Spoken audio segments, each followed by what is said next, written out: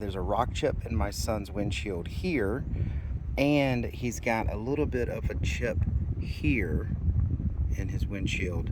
So we're gonna go ahead and repair this. I bought this Rain-X Windshield Repair Kit to do just that. So we're gonna go ahead and open this thing up, see what we gotta do, and let's fix these chips.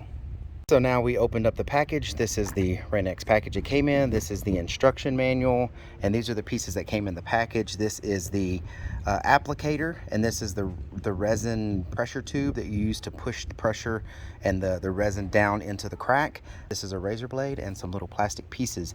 Again, read the instructions. Even watching this video, you still need to read these instructions and understand them well before you start, so you can make sure you do the best job you can. I'm going to use the razor blade to come in here and just make sure that there's no pieces of glass or anything like that sticking out of here, and just to kind of clean it off. All right, so we're going to want to put this little holder on here, this little apparatus that holds the resin tube to the windshield. These are adjustable. You can move these little suction cups back and forth along these legs that it has here, but you want this basically in the middle and at a point where these suction cups will sit very nice and tight, because you want to get as much resin inside of that as you can get it.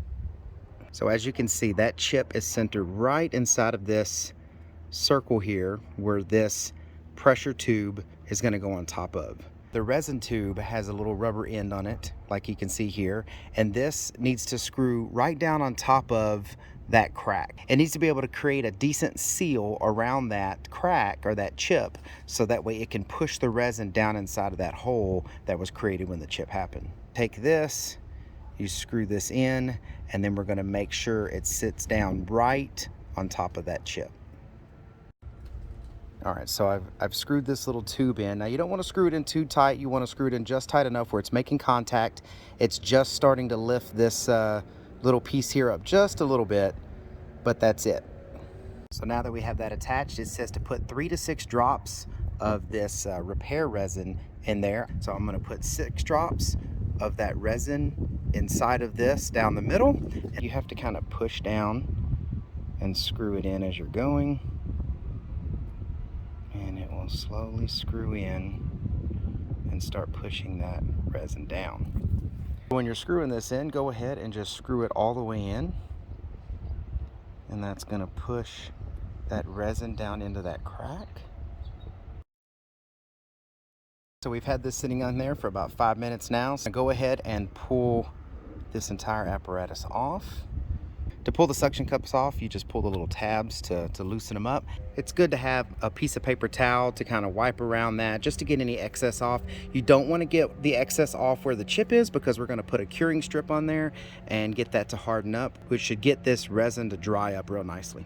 You can add a drop of the resin on top of the chip if you still have some bubbles there, some openings there. We were pretty good here, didn't really need to add anything. Then you take these curing strips, which is the little plastic sheets that come in the package. So this is best if you have direct sunlight, or if you're doing this on a sunny day. This isn't a really sunny day, so it's going to take a little longer to cure, but you leave this on there for about 10 minutes typically, and it will harden up and be nice. Now, if it's still liquidy, you need to leave it on there longer. The longer you leave it on there, it will help dry up the resin and make it hard, and it will cure.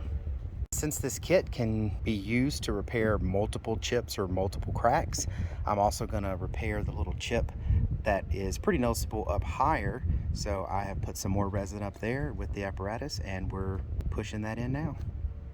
Basically, once it's dried, you pull this little plastic sheet off. It's going to expose the hard resin that's still on the windshield, and then we got to get the razor blade and clean that up. So I got the razor blade and I've cleaned it off, just barely feel where that chip was. Key here is to make sure that it doesn't leave this exposed and fragile so that it splits across your windshield and gets worse.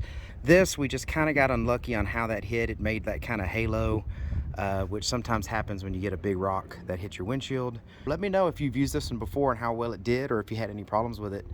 Just put that down below in the comments. All right, if the video was helpful, please give me a thumbs up.